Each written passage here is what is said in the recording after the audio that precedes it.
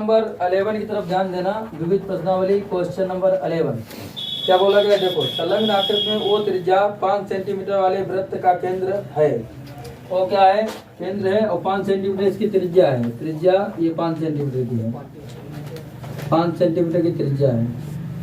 अच्छा ये त्रिज्या 5 सेंटीमीटर की है तो जो ई तक जाएगी वो भी तो 5 सेंटीमीटर होगी, क्योंकि ये भी तो त्रिज्या ही होगी, तो ये भी 5 सेंटीमीटर होगी। आगे क्या बोला गया देख लीजिए ध्यान से।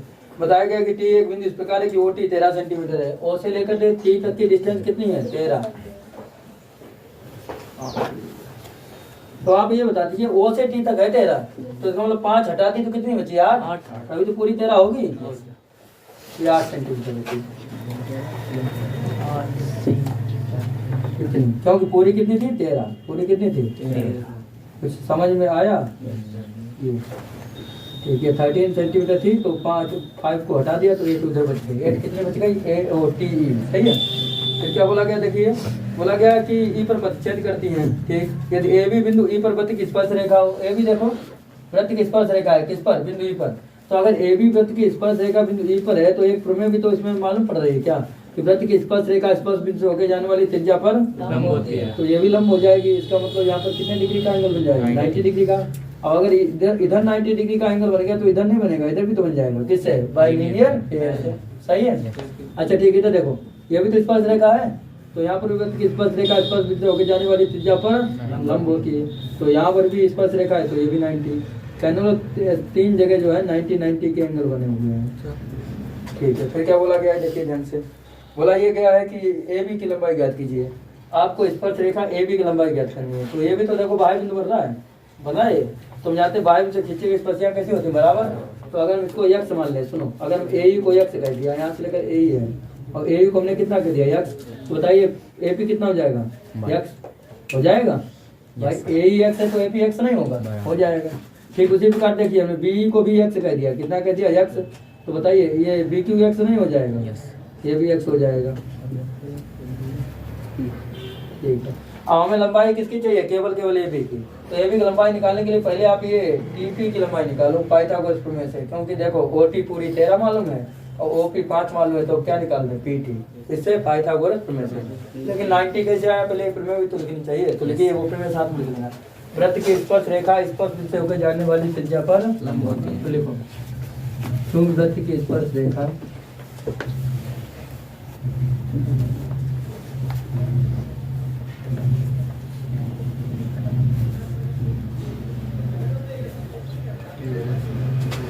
स्पर्श बिंदु से होकर जाने वाली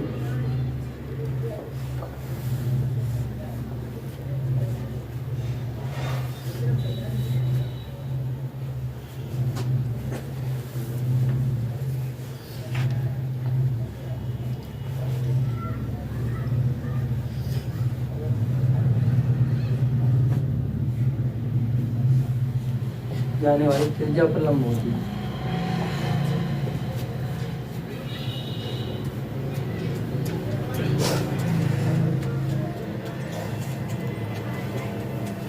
अगर ये त्रिज्या पर लंब होती है बच्चों, तो बताओ 90 डिग्री एंगल कौन कौन से हो जाएंगे, आपको साफ दिखता होगा। पहला तो ये हो जाएगा आपका ओपीटी, इसलिए एंगल आप ओपीटी 90 डिग्री। और दूसरा कौन सा बच्चों हो जाएगा, ओ क्यू टी, ये क्यू यहाँ पर है जहाँ पर स्पर्श कर रहा है, सही है। दूसरा आपका हो जाएगा ओ क्यू टी। तीसरा आप बता दीजिए, तीसरी भी तो स्पर्श रेखा कहीं आपको दिख रही होगी, ये देखो ये दिख रही, तो इसको कहाँ पर 90 डिग्री आप कहेंगे, ओ ई ए, ओ ई ए 90 डिग्री। तो इतने एंगल बच्चों जो है 90 डिग्री बनाना चाहे तो और भी बन जाएंगे। ए पी हो जाएगा बाइलिनियर पेयर से, है कि नहीं। तो अगर मैं ऐसे लिखा, कैसे देखो, ओ ई ए प्लस एंगल आप A P O E A और A E T, O E A plus A E T equal to कितना होगा, 180 डिग्री। लेकिन ये किससे हो जाएगा बता दीजिए, bilinear pair of angle property. चलो ठीक है, अब ये देखिए ओ ई आपको कितना दिया, 90, तो यहाँ पर तो 90 रख दिया, तो फिर ए ई टी की वैल्यू मालूम हो जाएगी बच्चों, देखो इक्वल टू 90 डिग्री, वो 180 डिग्री।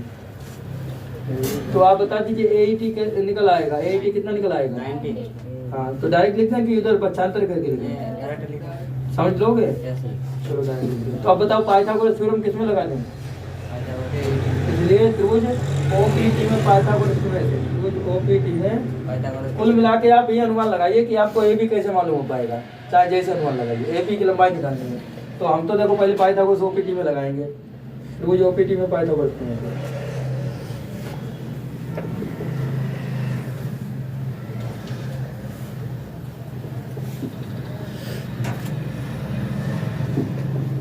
सब पूछेंगे वही बताएगा। अनुभव ये बताओ, अगर ओपीटी में पाइथागोरस थ्योरम लगाई है तो कर्ण क्या है? कर्ण हमेशा 90 के सामने वाली भुजा होती है, तो बताओ कर्ण कितना है? 40। तो फार्मूला होता है कर्ण का स्क्वायर बराबर लंब का स्क्वायर, लंब कितना है? लंब त्रिज्या है ओपी का स्क्वायर, और प्लस आधार का स्क्वायर, आधार कितना है? पीटी का स्क्वायर। अब सभी की वैल्यू आप रख दीजिए, देखिए ध्यान से। 40 कितना दिया है? 13। भाई ओ से लेकर टी तक की डिस्टेंस कितनी दी थी? 13। तो ये 13 का स्क्वायर। उधर ओपी कितना है? ओपी 5 है, तो आप बच्चों लिख लेंगे 5 का स्क्वायर, तो प्लस पीटी स्क्वायर हमें मालूम हो जाएगा। देखना 13 का 13 वर्ग 169, मतलब 169। अब 5 जा, अब ये आपका चल रहा है पीटी स्क्वायर, तो ये 25 प्लस का है आपका। देखिए इधर किसमें आ जाएगा? तो यहाँ हो जाएगा 169 और माइनस का 25 और इक्वल टू क्या हो गया? PT square. समझना, 169 में से 25 हटा दो 140, तो पीटी स्क्वायर कितना आ गया? पीटी स्क्वायर आ गया आपका 144। स्क्वायर किसमें चल जाएगा? स्क्वायर रूट में। स्क्वायर रूट ऑफ 144 होता क्या है? 12 होता है। तो यानी पीटी की जो लंबाई आ गई वो कितनी आ गई? 12 सेंटीमीटर। सुनना, पूरे पीटी की लंबाई है 12, पीटी की लंबाई। हम जानते हैं बाहर से खींची गई स्पर्शियां बराबर होती हैं, तो टी से लेकर पी तक की जितनी डिस्टेंस है, मतलब 12 है, तो इसका मतलब ये हो गया कि टी से लेकर के क्यू तक की भी उतनी ही डिस्टेंस हो जाएगी। कितनी हो जाएगी? 12 सेंटीमीटर। ठीक है, जो कि तो मालूम होगा, बट हम यहाँ तक कैसे पहुँचेंगे? ए और बी तक कैसे पहुँचेंगे ताकि जोड़ करके हम क्या ला पाए? A B. तो यहाँ तक पहुँचने के लिए बच्चों देखो ध्यान से, इसका पूरा इसमें भी लगा देंगे क्या? पाइथागोरस में किस एंगल में बताइए? एंगल ए ई टी में। अब आप कहेंगे कि ए ई टी में पाइथागोरस में लगा देंगे तो ए टी तो मालूम नहीं है, तो मालूम तो जाओ कैसे? ये बाहर भी तो था, तो बाहर से खींची गई स्पर्शियां बराबर हो गई, x माना था तो ये भी x हो गया था, हो गया। तो बताइए पूरी लंबाई pt है जो कि 12 है, तो बताइए at कितना आ जाएगा? 12 माइनस x। तो at भी मालूम हो गया 12 माइनस x सेंटीमीटर। अगर 80 12 माइनस एक्स आ गया तो ये तो अपने आप 12 माइनस एक्स होगा। तो हमारा मतलब ये है कि ये 12 माइनस एक्स मालूम, ये एक्स मालूम है, ये भी मालूम, तो पाइथागोरस लगा के एक्स का मान निकाला जा सकता है। ठीक है, पहले इतना नोट कर लेते। देखिए बच्चों, हम इसमें पाइथागोरस थ्योरम लगा देंगे त्रिभुज एईटी में। त्रिभुज एई, देखिए त्रिभुज एईटी में पाइथागोरस में से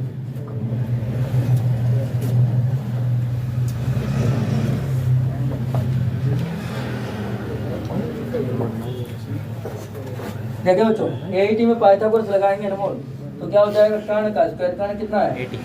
12 माइनस एक्स ना, ये 90 है, तो 90 के सामने कर्ण होता है, कर्ण कितना है? 12 माइनस कर्ण का स्क्वायर बराबर लंब का स्क्वायर, लंब कितना है? लंब है x, तो x का स्क्वायर प्लस आधार का स्क्वायर, 8 का स्क्वायर, आधार कितना है? 8 का स्क्वायर। देखिए इधर a माइनस बी का होल स्क्वायर बोल दीजिए, a स्क्वायर तो 12 12 में 100 plus b square minus x plus x square और माइनस 2ab। तो 2 को आगे समझना, 12 दूनी 24x, हाँ ये 24 है, इक्वल टू कितना हो गया? x स्क्वायर प्लस 8 8 जा 64। x स्क्वायर से तो x स्क्वायर कैंसिल आउट। ये देखना, ये 144 है और ये प्लस का 64 है, इधर किसमें आ जाएगा? और ये जो माइनस का 24 है उधर किसमें जाएगा? प्लस। तो बच्चों देखो 144 64 गया, 4 4 गया 0, 80 ना, और ये 24 गुना में तो इधर किसमें आ जाएगा? उधर आपका क्या रहेगा? x 8 3 24, 8 3 24 और 8 दामन 80। तो x की वैल्यू बच्चों कितनी आ गई? अगर x की वैल्यू 10/3 आ गई है तो हमें तो a भी निकालनी थी, a भी तो 2x हो जाएगा, x और x 2x, तो इसलिए a भी इक्वल टू आ जाएगा 2 times of x। 2 times of x कहें तो 2 × 10/3, 2 × 10 2 जा 20/3। तो आंसर आ गया है आपका 20/3 सेंटीमीटर। क्या समझ में आया? देखिए अच्छा, क्वेश्चन नंबर 12 की तरफ ध्यान देना। क्वेश्चन नंबर 12 तो क्या बोला गया है, ध्यान देखो। किसी वृत्त के बिंदु सी पर खींची गई स्पर्श रेखा, किसी वृत्त के बिंदु सी पर खींची गई स्पर्श रेखा कौन सी हो गई बताओ? BC। कौन सी हो गई? और व्यास AB बढ़ाने पर, और व्यास कौन सा है? AB बढ़ाने पर कहाँ पर प्रतिच्छेद करता है? यदि PCA 110 हो, PCA मतलब ये पूरा एंगल कितना हो? 110 डिग्री हो, तो बोला है CBA निकालिए बच्चों। देखो CBA मतलब ये एंगल आपको निकालना है, CBA। समझ रहे हो? देखिए जो दिया है उसको पहले लिखेंगे। क्या गिवन है? सिंस गिवन है हमको PCA, और PCA कितना गिवन है बताओ? 110। और निकालना हमको क्या है? CBA equal to question mark. देखो आप एक बात जानते हैं कि अर्धवृत्त में बना कोण समकोण होता है। कब? जब व्यास दिया हो, व्यास के सामने वाला समकोण होगा। तो AB व्यास है तो इसके सामने वाला समकोण कौन हो जाएगा? C angle. समझ लो किस त्रिभुज में? ABC में। तो हम लिखेंगे, एक प्रमेय होती है 9th में पढ़ी थी आपने कि अर्धवृत्त में बना कोण समकोण होता है।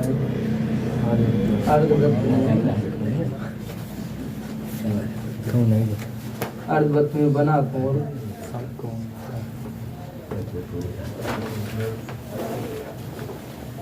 समकोण होता है। तो बताओ कौन से कौन समकोण हो जाएगा? व्यास के सामने होगा ACB, इसलिए एंगल आप ACB इक्वल टू 90 डिग्री। समकोण मतलब 90 डिग्री। सुनो बच्चों, अगर ACB 90 डिग्री हो गया, सुनो, अगर ACB 90 हो गया तो इधर देखो, इधर पूरा एंगल कितना था? 110। अब ACB 90 हो गया तो बताइए ये वाला एंगल कितना आ गया? BCB 110 में से 90 गया 20, तो BCB आ गया 20। BCB कितना आ गया? 20। तो आप लिखेंगे क्योंकि एंगल BCP इक्वल टू पूरे बड़े एंगल में से बड़ा एंगल कौन सा बताओ? 110। उसमें से घटा देंगे वो कौन सा? 90 वाला। तो ये कितना आ जाएगा? 20। BCP 20 डिग्री आ गया। अब आप ये बता दीजिए, एक बात जानते हैं कि वृत्त की स्पर्श रेखा और जीवा के मध्य बना कोण, जीवा के मध्य बना कोण वृत्त के एकांतर खंड में स्थित कोण के, तो देखो वृत्त की स्पर्श रेखा कौन से? PC और जीवा कौन से? BC। तो स्पर्श रेखा और जीवा के मध्य बना कोण कौन सा हो गया? BCP। उसके एकांतर खंड में स्थित कोण के बराबर होगा। एकांतर खंड कौन सा बताइए? इधर वाला। तो किसके बराबर हो जाएगा? BAC।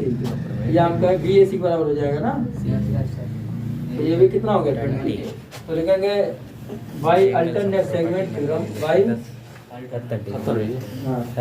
ये अल्टरनेट सेगमेंट थ्योरम कहती है कि वृत्त की स्पर्श रेखा और जीवा के मध्य बना कोण उसी जीवा द्वारा उसके एकांतर खंड में स्थित कोण के बराबर होता है। तो इसलिए ये 20 है, तो बाई अल्टरनेट सेगमेंट थ्योरम से BCP किसके इक्वल हो जाएगा बता दीजिए आप। एंगल आप BCP किसके इक्वल हो जाएगा? हो जाएगा आपका BCP इक्वल हो जाएगा बच्चों किसके? BAC के। किसके इक्वल हो जाएगा? AST एंगल सेगमेंट थ्योरम होती है। तो ये किसके इक्वल हो जाएगा? BAC के इक्वल हो जाएगा। दोनों कितने कितने हो जाएंगे? 20।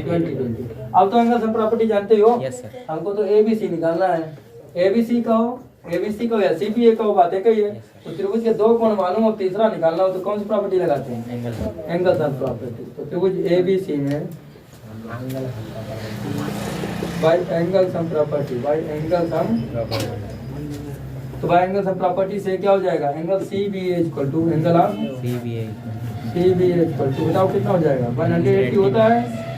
त्रिभुज के 3 होता है कोणों का ऊपर कितना होता है? 180। वो दो जोड़ के घटा देंगे जो मालूम है 90 प्लस 20। तो अब आप देखिए 90 और 20 कितना होता है? 110। तो 180 और माइनस का 110 कितना बचेगा? 70 डिग्री आपका फाइनल आंसर होगा। 70 डिग्री आपका फाइनल आंसर होगा। देखिए अच्छा बच्चों, अब क्वेश्चन नंबर 13 की तरफ ध्यान देना है। क्वेश्चन नंबर 13 की तरफ ध्यान दो। अच्छा, केंद्र O और त्रिज्या 5 सेंटीमीटर वाले एक वृत्त के केंद्र से 13 सेंटीमीटर की दूरी पर एक बिंदु A है। सुनो, 13 सेंटीमीटर की दूरी पर कौन सा बिंदु है? A। और कौन से केंद्र का वृत्त है? O केंद्र वाला एक वृत्त है। तो ये O केंद्र वाला एक वृत्त हमने खींच लिया। समझ रहे हो बच्चों? ठीक है। यहाँ पर कोई बिंदु है, देखिए A बिंदु है कोई। और इस A से O तक की दूरी कितनी है? 13 सेंटीमीटर। ये 13 सेंटीमीटर डिस्टेंस है। देखो त्रिज्या कितनी होती गई, त्रिज्या 5 सेंटीमीटर बोली गई है। 5 सेंटीमीटर।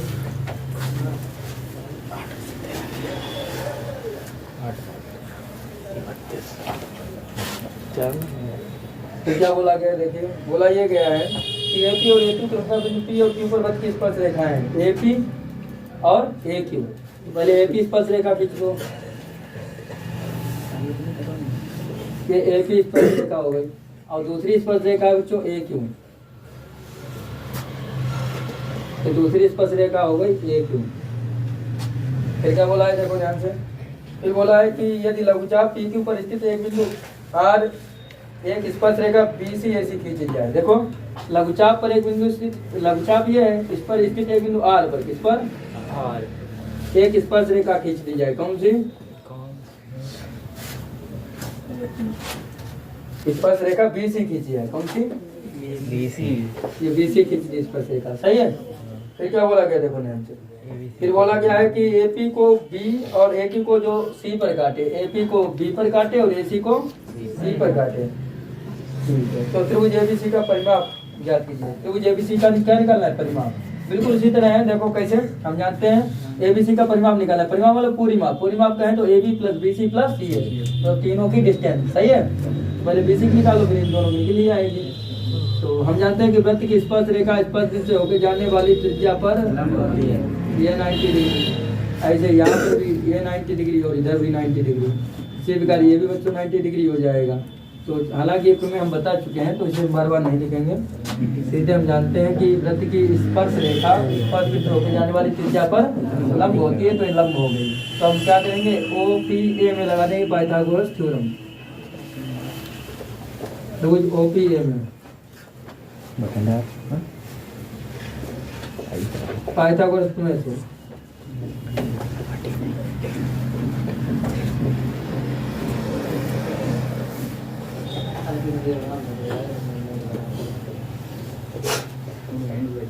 फार्मूला तो वही लगेगा, कर्ण का स्क्वायर और लंब का स्क्वायर प्लस, और इसमें कर्ण देखो कितना है, 90 के सामने 13 कितना है, तो डायरेक्ट लिखते हैं 13 का स्क्वायर इक्वल टू लंब का स्क्वायर, लंब कितना है 5, लंब कितना है इसमें 5 का स्क्वायर प्लस आधार का स्क्वायर, आधार वही तो है AP, तो आधार AP का स्क्वायर, 13 का 13 बार मल्टीप्लाई 169। हाँ 169, हाँ उधर 25 और ये कितना हो गया उसका AP स्क्वायर, तो प्लस का 25 इधर किसमें आ जाएगा, माइनस का 25, तो उधर कितना रह गया AP स्क्वायर, तो 169 25 बताओ, हाँ स्क्वायर कितना जाएगा स्क्वायर, उधर बच्चों कितना रह गया AP 144 का स्क्वायर रूट कितना होता है 12, तो ये तो आ गया 12 सेंटीमीटर।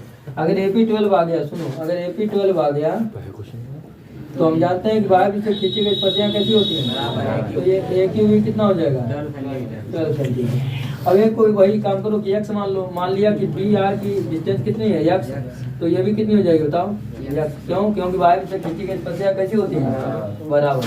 तो देखो जब भी देखो अगर ये x है, इधर भी अगर x है, अब कहोगे एक एक चीज क्यों मार रहे हो भाई, क्यों नहीं मार रहे हो, तो ये सर्वांग समत्रिभुज हो जाएंगे, कैसे हो जाएंगे, हाँ तो इसलिए यहाँ पर x मान सकते हैं, तो यहाँ पर भी x माना जा सकता है, सही है। तो अगर ये x है तो ये भी क्या हो जाएगी बताओ x, सही है।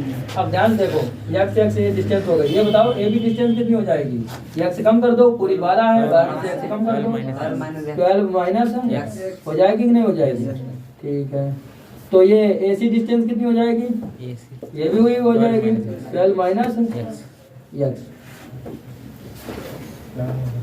सेंटीमीटर। चलिए ठीक, फिर हमें त्रिभुज ABC का परिमाप बोला गया है, तो इसलिए त्रिभुज ABC का परिमाप बराबर, इसलिए त्रिभुज ABC का परिमाप को किससे रिप्रेजेंट करते हैं, P से, P भाग पेरीमीटर।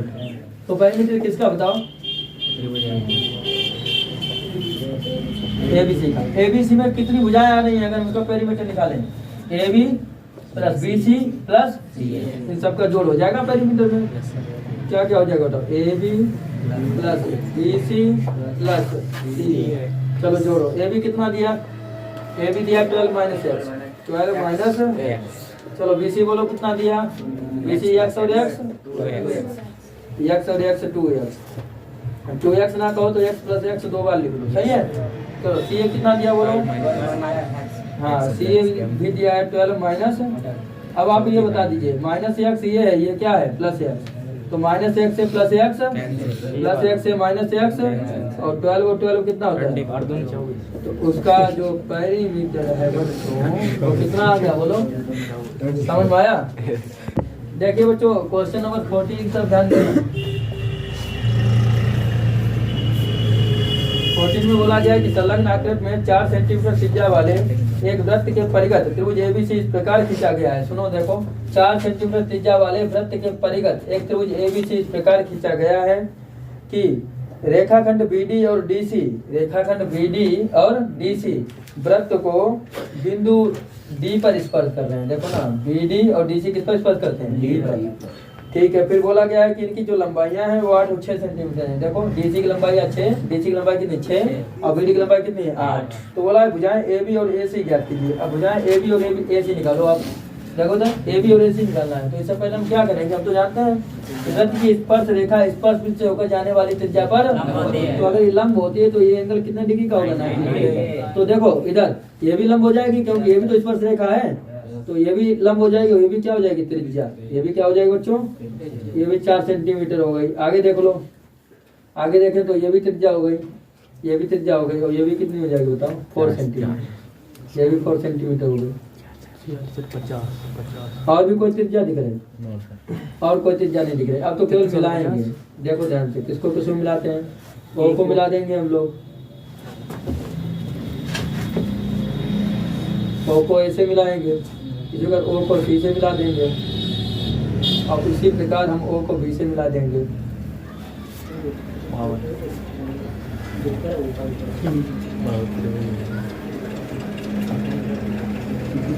तो देखो बच्चों इधर हम जानते हैं कि यहाँ पर अगर डी पॉइंट है तो यहाँ पे क्या ले लेना चाहिए, ई, क्योंकि डी के बाद ई लगता है नंबर, और फिर क्या ले लेना चाहिए।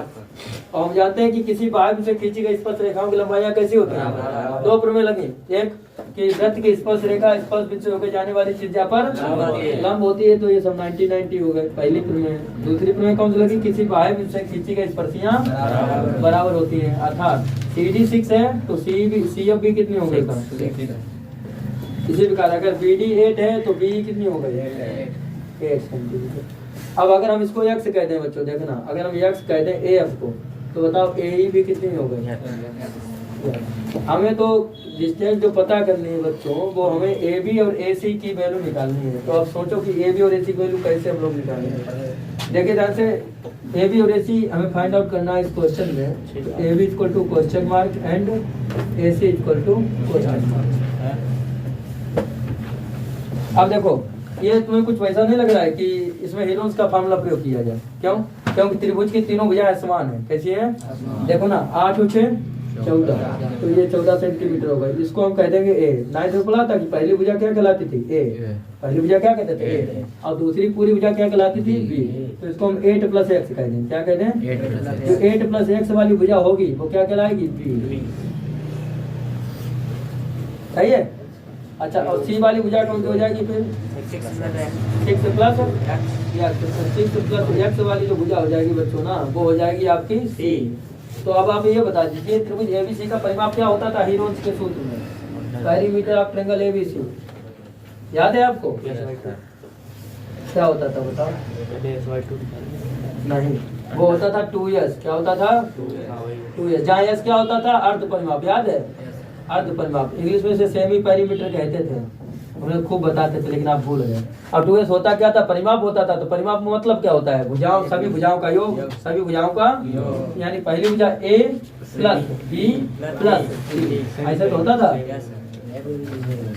+ B + C, सही है, ठीक है। अब देखो इधर, तो ये हम अगर इस यस की वैल्यू निकालें तो कितनी निकलेगी, यस इक्वल टू आ जाएगा बच्चों A + B + C whole upon 2। A means पहली भुजा, पहली भुजा की लंबाई कितनी है बता दो 14, और B मीन्स दूसरी भुजा 8 + x, और C मीन्स तीसरी भुजा 6 + x, और होल अपॉन 2।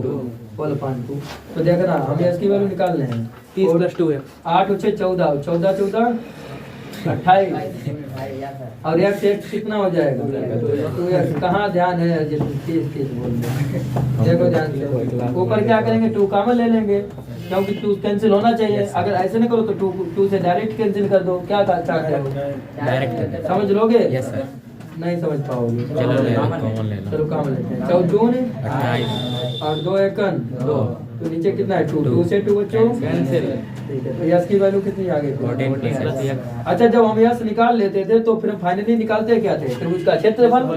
तो देन बाय हीरोन्स फार्मूला याद है? Bye Heron's formula. हीरोन्स होता है हीरो नहीं होता है। हीरोन्स फार्मूला क्या होता था? त्रिभुज का एरिया निकालने के लिए लगाया जाता था बच्चों। किसके लिए लगाया जाता था? त्रिभुज का नहीं एरिया निकालने के लिए।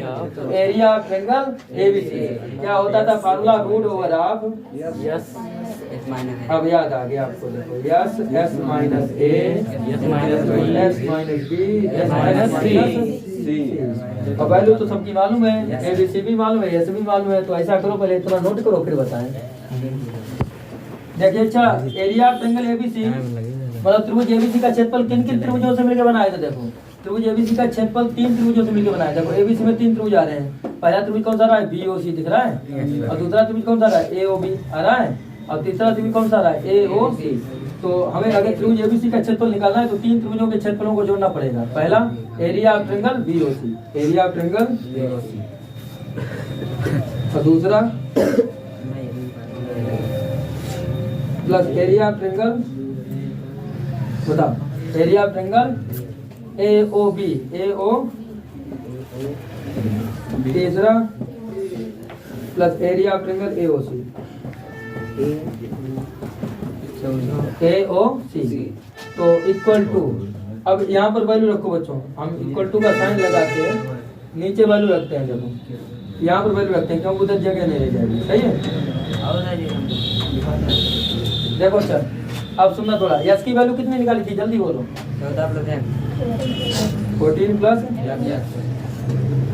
यस। और फिर यस माइनस ए है तो क्या करेंगे 14 प्लस एक्स और माइनस ए की वैल्यू कितनी है 14। तो ये हो जाएगा 14 प्लस एक्स माइनस का। फिर उसकी बी की वैल्यू यस माइनस बी। तो यस कितना था 14 प्लस एक्स और माइनस बी। सुनो माइनस बी तो माइनस बी मतलब -8 और माइनस साइन का गुणा करना दोनों -8 माइनस माइनस।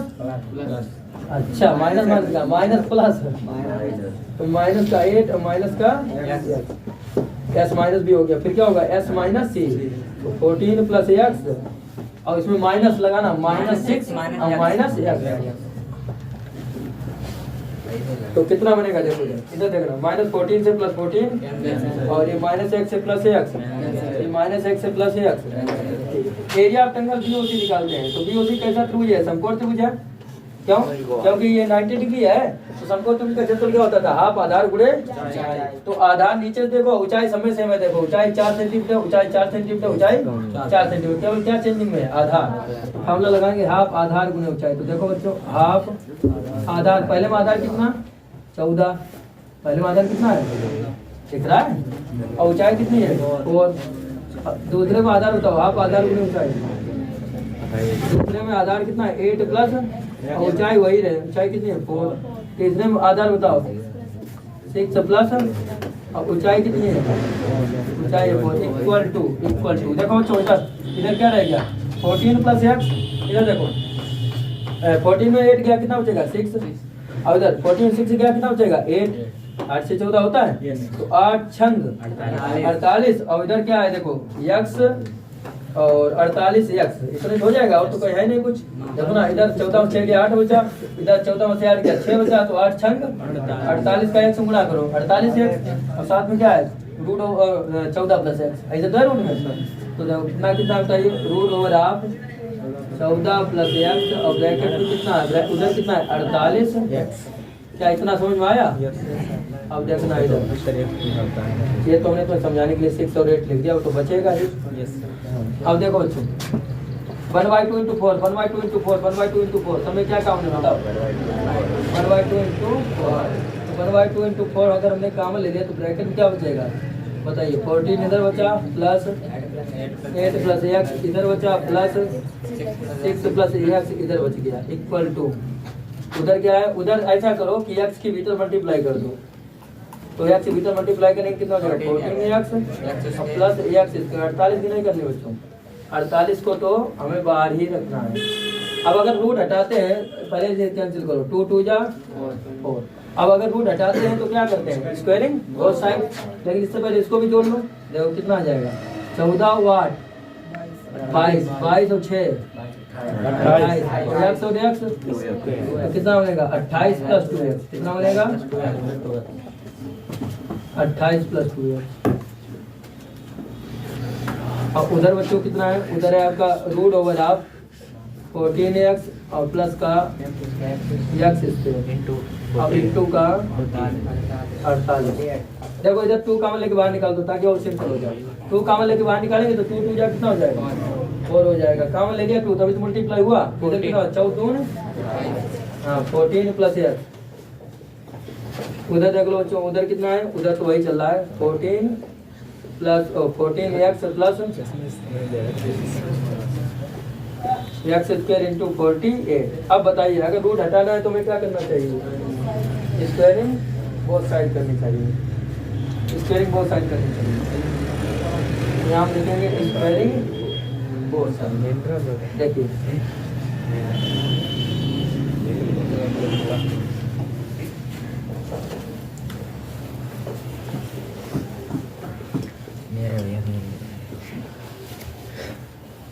देखो स्क्वायरिंग बोथ साइड करेंगे तो क्या होगा, इधर देखना 4 4 जा ये तो 16 हो जाएगा अब इधर स्क्वायर हो जाएगा, इधर कितना हो जाएगा 14 प्लस एक्स का होल हाफ, उधर देख लो उधर रूट हट जाएगा, केवल स्क्वायरिंग करने से क्या होगा रूट हट जाएगा, इधर तो 4 × 16 हो गया, अब इसका होल हाफ स्क्वायर हो गया, अब इधर क्या होगा रूट हट जाएगा तो कितना बच जाएगा 14x प्लस एक्स स्क्वायर अब इंटू 48 हाँ इंटू 48।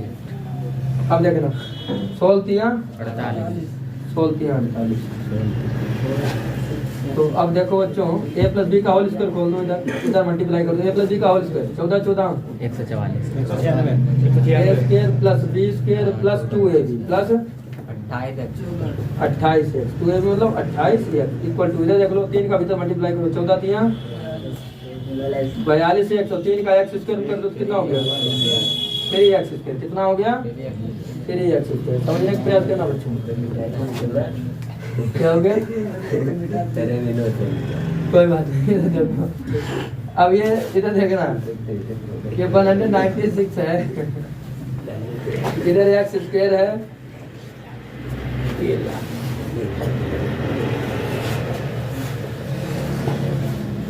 एक्स स्क्वायर और प्लस का 28x प्लस का 28, और ये प्लस का 42 है, इधर किसमें आ जाएगा इधर आ जाएगा माइनस का 42x, और ये प्लस का 3x स्क्वायर है तो इधर किसमें आएगा माइनस का 3x स्क्वायर। तो देखो ना अब इधर क्या रह गया 196 प्लस का 196 इक्वल टू 3x स्क्वायर में से 1x स्क्वायर हटाओ माइनस का 2x स्क्वायर, और इधर 42 में से 28 गया, 12 में से 8 गया तो 4 बच्चों, 12 में से 8 गया तो 4 3 2 गया हाँ 14x।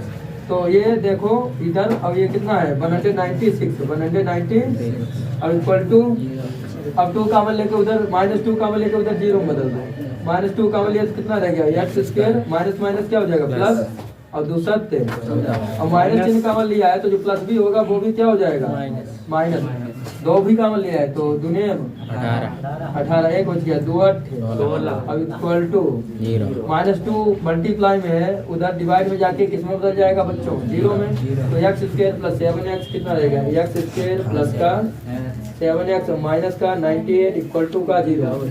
98 कैसे फैक्टर करो, घटाने में 7 आए 4 7 98 और 14 में से 7 गया तो 7, 4 7 98 और 14 में से 7 गया तो 7, 7 में एक्स माइनस का 98 इक्वल टू का 0। तो देखो बच्चों एक्स स्क्वायर और प्लस का 14x plus minus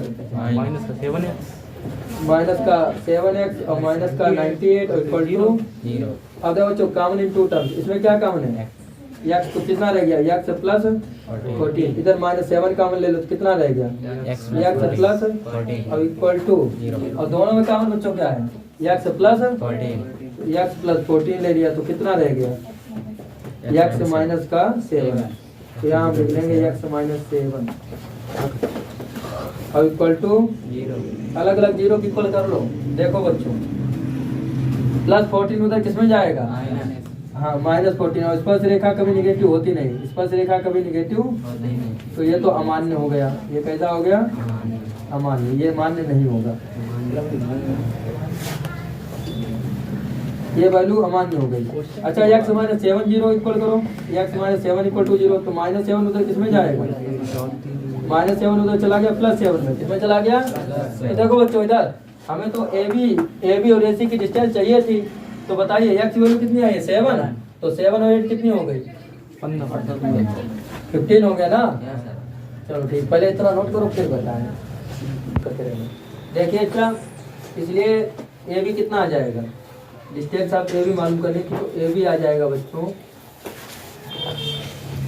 A B की डिस्टेंस है कितनी, 8 + x कितनी है, 8 + x, तो एक्स की वैल्यू कितनी आई है, 7, 8 और 7 कितना हो जाएगा, 15 सेंटीमीटर। अच्छा AC कितनी हो जाएगी, AC की डिस्टेंस कितनी है, 6 + x, 6 + x है, तो यहाँ पर बच्चों हो जाएगी 6 और +7, 7 और 6, हाँ 13 सेंटीमीटर, तो ये डिस्टेंस हो गया, समझ गए आप लोग, ठीक है ठीक है। देखना क्वेश्चन नंबर 15 नियमित प्रश्नावली का बोला गया है कि दो वृत्त एक दूसरे को बिंदु P पर अंतः स्पर्श करते हैं। बड़े वृत्त की कोई जीवा AB खींची जाती है जो छोटे वृत्त को बिंदु C पर स्पर्श करती है, तो सिद्ध कीजिए कि CP कोण APB का क्या है, अर्धक है। तो दो वृत्त एक दूसरे को बिंदु P पर अंतः स्पर्श करते हैं। देखो एक वृत्त ये हो गया और दूसरा वृत्त इसके अंदर खींचा जाएगा, अंतः स्पर्श करेंगे बोलो, अंदर खींचेंगे,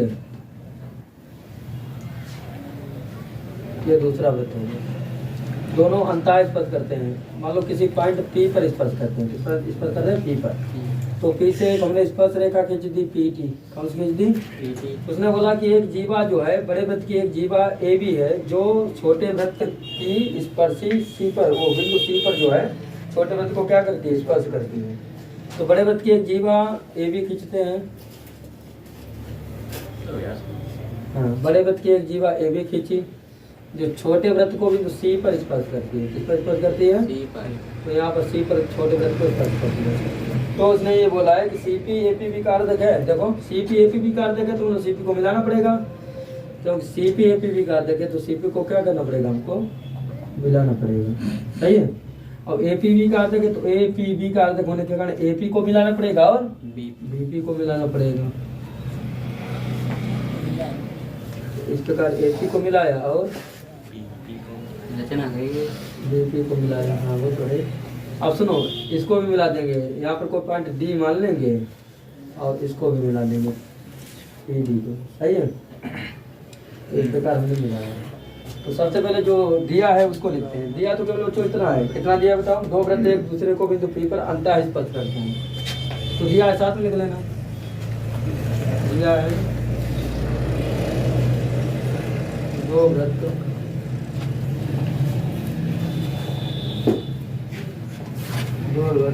एक दूसरे को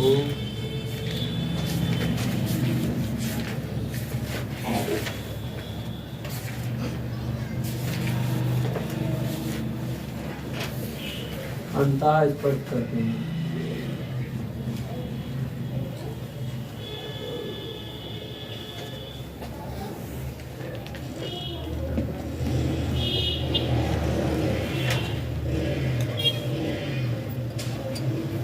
दो वृत्त एक दूसरे को अंतः स्पर्श करते हैं।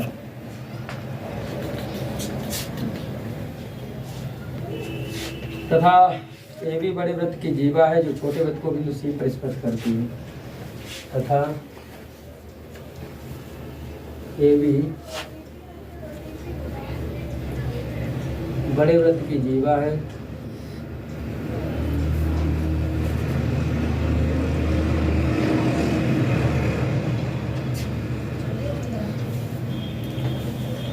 जो छोटे व्रत को भी सी पर स्पर्श करती है, जो छोटे व्रत को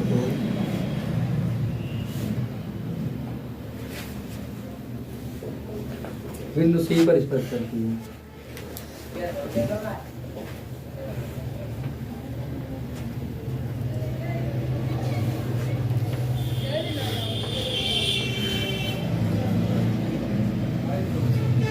सिद्ध बच्चों में ये करना है।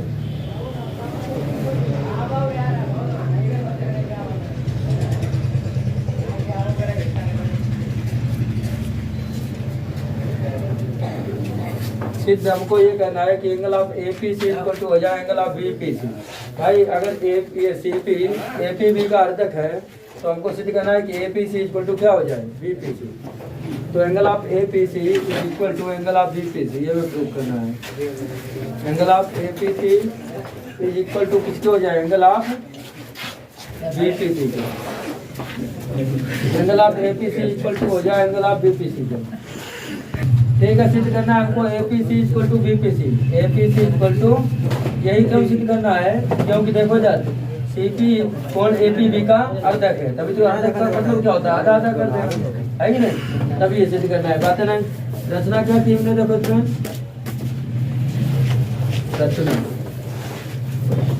रचना बच्चों दोस्त देख रहे हो, AP CP BD AP CP BD व बीडी व सीडी को मिलाया, यही तो रचना हुई है। अब देखना, अब ये क्वेश्चन बहुत सरल है। देखो ऊपर पर आते हैं। ऊपर हम जानते हैं कि वृत्त की स्पर्श रेखा और जीवा के मध्य बना कोण उसके एकांतर वृत्तखंड में बने कोण के बराबर होता है। तो देखो अगर स्पर्श रेखा देखें तो कौन सी दिख रही है, पीटी, और जीवा देखें तो कौन सी दिख रही है, पीडी दिख रही, ये जीवा है। तो स्पर्श रेखा पीटी और जीवा है पीडी, तो ये बना कोण ये किसके बराबर हो जाएगा, इसके, है कि नहीं। तो angle of TPD equal to क्या हो जाएगा, angle of PCD by alternate segment theorem. तो बाय अल्टरनेट सेगमेंट थ्योरम से, अल्टरनेट सेगमेंट थ्योरम क्या कहती है, वृत्त की स्पर्श रेखा और जीवा के मध्य बना कोण उसके एकांतर खंड में स्थित कोण के बराबर होता है। तो ये देखो angle of TPD, angle of किसके इक्वल हो जाएगा, एंगल ऑफ पीसीडी के, एंगल ऑफ अच्छा ये टीपीडी पीसीडी के इक्वल हो गया छोटे वृत्त के लिए। किसके लिए, अब बड़े वृत्त में टीपीडी किसके इक्वल होगा बताओ, बड़े वृत्त में एकांतर अंतः का कोण कौन सा हो जाएगा, ये, क्योंकि बड़ा वृत्त है तो इसके लिए एकांतर अंतः खंड का कोण कौन सा हुआ है, ए हुआ कि नहीं हुआ। तो टीपीडी किसके इक्वल हो जाएगा बताओ, पीएसी के, किसके इक्वल हो जाएगा, हाँ वो टीपीबी का हो चाहे टीपीडी का एंगल तो पी आएगा ना। तो टीपीडी किसके इक्वल हो जाएगा, टीपीडी इक्वल हो जाएगा आपका पीएसी के, एंगल ऑफ बड़े वृत्त में हो जाएगा कि नहीं हो जाएगा। चाहे ब्रैकेट में लिखना चाहे तो लिख सकते हैं कि ये छोटे वृत्त के लिए है, तो ज्यादा समझ छोटे वृत्त के लिए या छोटे वृत्त में, ये छोटे वृत्त में लगाए अल्टरनेट सेगमेंट थ्योरम, और ये किसमें लगाई, बड़े वृत्त में।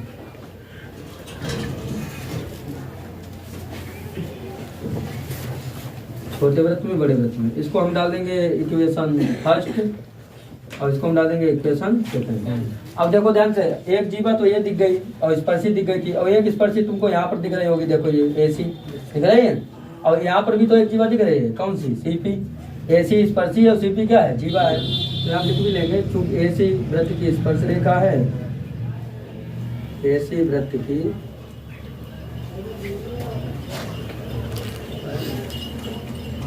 स्पर्श रेखा है, जीवा कौन सी बताओ, तथा सीपी जीवा है, तथा तो इसके मतलब एकांतर अंतः कोण कैसे होंगे, बराबर होंगे, किससे, by alternate, then by alternate segment theorem, then by alternate. अब बताओ इसमें कौन सा एंगल इक्वल हो जाएगा, बताइए इसमें कौन सा इक्वल होगा। इसमें देखो एंगल ऑफ पी ओ, ये अगर ये जीवा वो ये स्पर्श रेखा है अब ये जीवा है, तो स्पर्श रेखा जीवा के मध्य बना कोण कौन सा हुआ है, एसीपी, कौन सा हुआ है, तो एंगल ऑफ एसीपी इक्वल हो जाएगा, बताओ किसके इक्वल हो जाएगा, एसीपी इक्वल हो जाएगा आपका CDP के किसके इक्वल हो जाएगा? CPD के कैसे इक्वल हो जाएगा? CDP है, CPD के तो इक्वल हो चुका है एक, समझ रहे हो, तभी तो इक्वल है। ये तो प्रूव ही करना है, ये तो प्रूव है करना, उसके कैसे इक्वल हो जाएगा? किसके इक्वल हो जाएगा, समझ रहे हो? हाँ, ACP इक्वल टू CDP। अच्छा, ACP इक्वल टू CDP हो गया। तो अब इसमें देखना थोड़ा, इक्वेशन फर्स्ट और सेकंड में देखें तो क्या दिखाई पड़ता है, इसको थर्ड डाल दो। समीकरण 1 व 2 से, समीकरण 1 व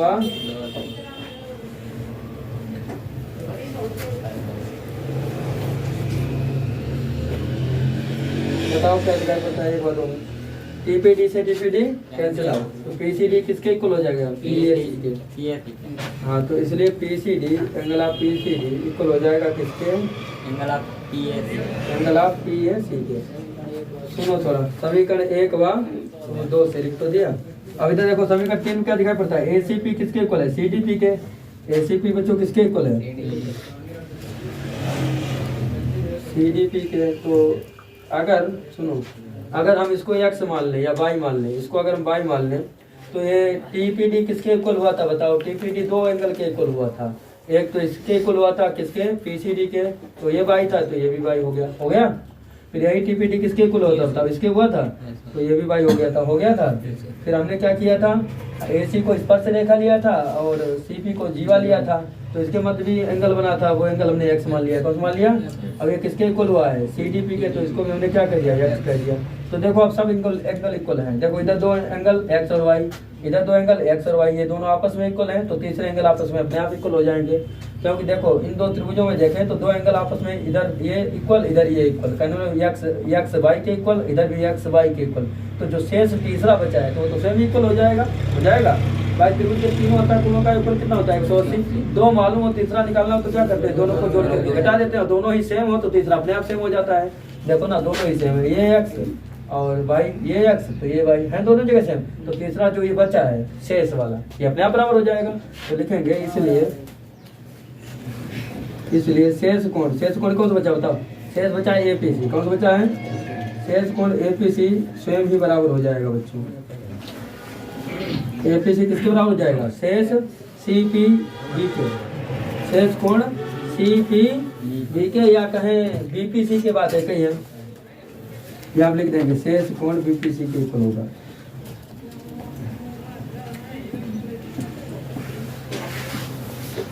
अब थोड़ा ध्यान देना, ये अगर शेष से हटाना चाहे तो हटा सकते हैं, तो शेष से हट जाएगा तो कितना बच जाएगा बताओ? APC इक्वल टू कितना बच जाएगा? BPC। और यही हमने प्रूव, समझ रहे हो? हर चीज समझ में आ गया है? होता है विविध प्रश्नावली का क्वेश्चन नंबर, ध्यान समझना क्या बोला गया है चित्र में? PQ वृत्त का व्यास है, ये जो PQ है बच्चों वृत्त का व्यास है, वो वृत्त का केंद्र है, वो वृत्त का केंद्र है, और इस पर स्थित बिंदु A से खींची गई स्पर्श रेखा PQ, खींची गई स्पर्श रेखा PQ के बढ़े हुए भाग को बिंदु R पर मिलाती है। देखो खींची गई स्पर्श रेखा जो है PQ के बढ़े हुए भाग को कहाँ पर मिलाती है? R पर। स्पर्श रेखा AR और PQ को बढ़ाया गया तो कहाँ पर मिली? R पर। तो सिद्ध कीजिए angle of QAR equal to half 90 minus QRA। तो जो दिया है हमको सब सर्वप्रथम वही लिखेंगे। क्या दिया है बच्चों? लिखो पहले, दिया है कि वो केंद्र वाला एक वृत्त जिसका व्यास PQ है, व्यास क्या है, जिसको बढ़ाने पर स्पर्श रेखा को बढ़ाने पर बिंदु R पर क्या करना है? प्रतिच्छेद करना है। क्या दिया है? ओ केंद्र वाला एक वृत्त, ओ केंद्र वाला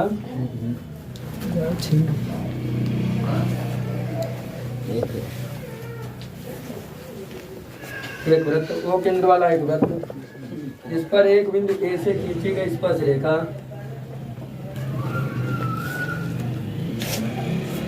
इस पर एक बिंदु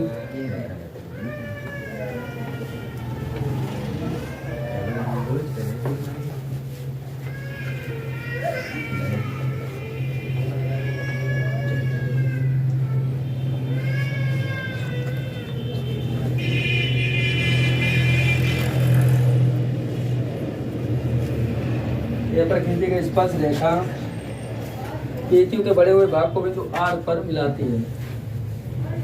PQ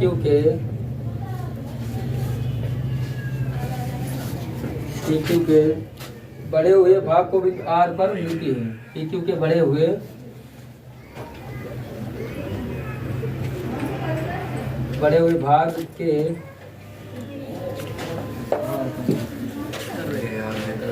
भाग के बिंदु R पर मिलती है।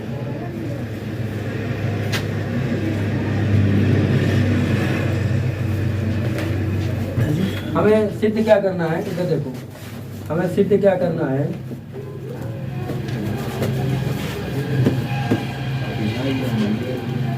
हमें बच्चों जो सिद्ध करना है वो ये सिद्ध करना है कि angle of QAR equal to हो जाए किसके, हाफ हाँ QRA के, समझना।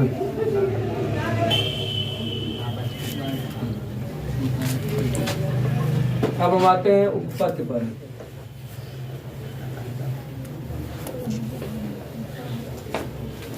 देखो बच्चों, एक हम जानते हैं कि अगर कोई व्यास खींच दिया जाता है तो वृत्त को दो अर्धवृत्तों में बांट देता है। वृत्त को दो अर्धवृत्त, हम जानते हैं कि अर्धवृत्त में बना कोण कैसा होता है, समकोण होता है। शेष अर्धवृत्त में बना कोण समकोण होता है। अर्धवृत्त में बना कोण समकोण होता है। अर्धवृत्त में बना कोण कैसा होता है, समकोण होता है। बताओ कौन सा एंगल समकोण हो जाएगा। देखो अर्धवृत्त में बना कोण समकोण होता है। इस व्यास ने इस वृत्त को दो अर्धवृत्तों में बांटा तो इस व्यास के सामने वाला एंगल जो होगा वो समकोण होगा, मतलब एंगल PAQ। कौन सा, हाँ, तो इसलिए एंगल आप PAQ का हो चाहे QAP का हो, एंगल आप QAP एंगल आप हाँ इक्वल टू कितना हो जाएगा, 90 डिग्री। देखो बच्चों QAP 90 डिग्री हो गया। और एक बात और जानते हैं कि वृत्त की स्पर्श रेखा और जीवा के मध्य बना कोण वृत्त के एकांतर खंड में स्थित कोण के, ये तो 90 मालूम हो गया। और ये जीवा और स्पर्श रेखा के मध्य बना कोण है उसके एकांतर खंड में स्थित कोण के बराबर होगा, मतलब इसके बराबर होगा। अगर ये x लिया है तो ये भी क्या हो जाएगा, ये x हो जाएगा। देखो किससे, बाय अल्टरनेट, तो बाय अल्टरनेट सेगमेंट थ्योरम से एंगल ऑफ QAR किसके इक्वल होगा बताओ, APQ के।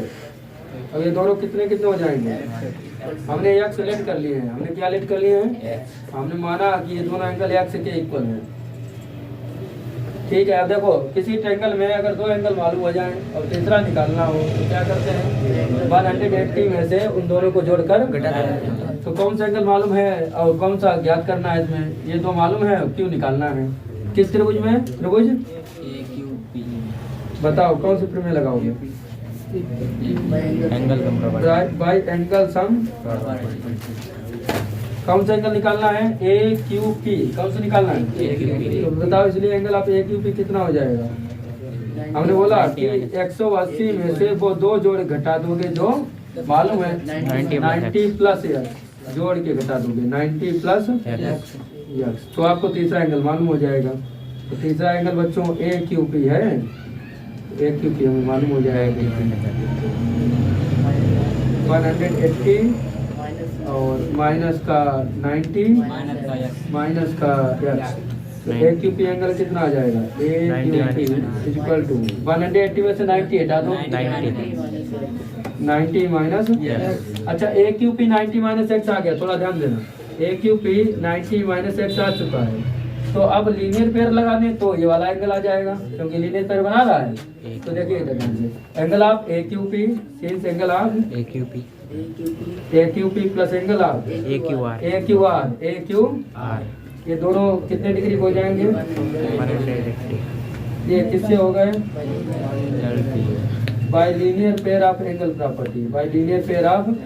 देखिए बच्चों AQP तो आपको मालूम है कितना है, 90 माइनस। AQP के प्लेस पर हमने रख दिया 90 माइनस x और ये प्लस AQR ये निकालना है हमको। और इक्वल टू कितना चल रहा है 180। सुनिए ये ब्रैकेट हटा दो तब इससे कोई अंतर नहीं पड़ेगा, जब उधर ले जाएंगे प्लस 90 उधर किस में जाएगा, तो angle of A Q R equal to 180 minus का 90 और जो माइनस एक्स है उधर किस में जाएगा प्लस एक्स।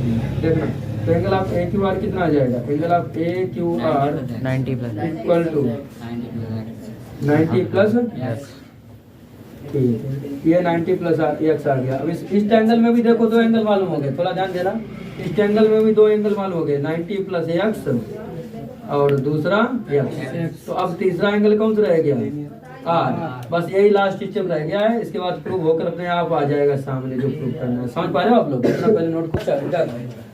अब इसमें भी तीन कोण मालूम हो गए, देखो एक क्यू मालूम हो गया 90 प्लस एक्स और दूसरा ये एक्स मालूम है, तीसरा कौन सा रह गया आर। तो अब आर कैसे निकालेंगे, लगा देंगे एंगल सम प्रॉपर्टी है कि नहीं, रूज ए क्यू आर में, रूज ए क्यू आर में बाई एंगल सम प्रॉपर्टी है। बाई आप तो जानते हैं कि एंगल सम प्रॉपर्टी में अगर दो कोण मालूम है, तीसरा निकालना हो तो क्या करना है 180 में दोनों को जोड़ के तीसरा कौन सा निकालना है A R Q. A are Q का हो चाहे क्यू आर ए का हो, बात एक ही है। तो इसलिए angle of Q R A, Q are क्या हो जाएगा 180 में से दोनों जोड़ के घटा देंगे, जोड़ो दोनों को 90 प्लस एक्स और प्लस एक्स। देखना बच्चों, angle of Q R A is equal to 180 minus का 90 प्लस माइनस माइनस का एक्स, या ऐसा करो एक्स एक्स कितना हो जाएगा सीधे कर दे माइनस का 2x। ठीक है, देखो तो angle of Q R A, angle of Q R A 180 में से 90 हटाओ, 90 और माइनस का 2x। सुनो देखो ये माइनस 2x इधर किस में आ जाएगा प्लस 2x में, तो उधर कितना बचा केवल 90। ये प्लस क्यू आर ए उधर किस में जाएगा माइनस क्यू आर ए में। देखो बच्चों ये अगर यहाँ पर ब्रैकेट लगा दें और आगे वन मान ले तो कोई अंतर पड़ेगा नहीं पड़ेगा, क्योंकि वन का किसी में मल्टीप्लाई करें तो उतना ही रहता है। 2 मल्टीप्लाई में तो वन के किस में जाएगा डिवाइड में, तो एक्स इक्वल आ जाएगी 1/2 और ब्रैकेट में 90 minus angle of Q R A. आप देखिए एक्स था क्या, एक्स था आपका आर ए क्यू या क्यू ए आर, तो angle Q A R equal to क्या आ गया बच्चों, angle of Q A R आप angle of 90 minus 90 minus Q R A. क्या यही प्रूव करना था और यही हमें प्रूव करना था। क्या समझ में आया सभी के? तो